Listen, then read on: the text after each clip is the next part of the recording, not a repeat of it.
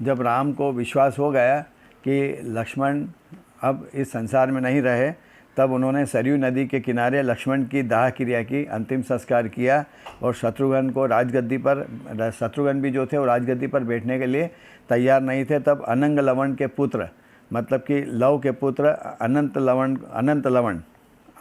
लवण को राज्यभार सौंपकर राम और शत्रुघ्न दोनों ने दीक्षा ले ली। और राम और शत्रुघ्न के साथ में विभीषण और सुग्रीव ने भी दीक्षा ले ली। सभी लोग दीक्षा लेते जा रहे हैं, संसार से विरक्त होते जा रहे हैं।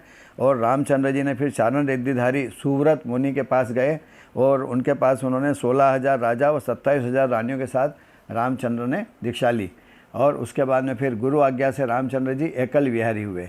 एकल विहारी होते हुए वे उन्हें अवधि ज्ञान हुआ, मुनि रामचंद्र को अवधि ज्ञान हुआ और जिससे उन्हें परमाणु पर्यंत दिखाई देने लगा। लक्ष्मण से मोह टूट जाने से उनका राग भी नहीं हुआ उनको, और उसके भी लक्ष्मण के भी सारे भव दिखाई देने लगे कि इतने भोग कर भी वह तृप्त नहीं हुआ और अधोलोक में गया। इस प्रकार जो है मुनि राम एक दिन पंचोपवास की प्रतिज्ञा के साथ पारना के लिए निकले। राजा प्रजा जो भी थे उनको किसी को भी पड़गान की आहार की विधि मालूम नहीं थी।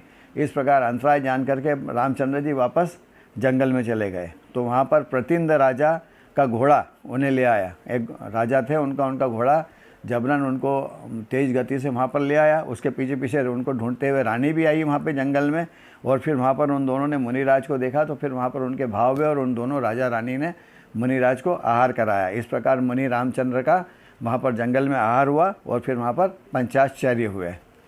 इस प्रकार जंगल में पंचाश्चर्य हुए, मुनि रामचंद्र जी का आहार हुआ।